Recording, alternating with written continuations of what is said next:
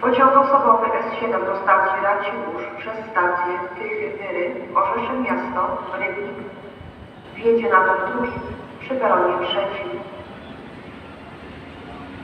Pociąg osobowy S7 do stacji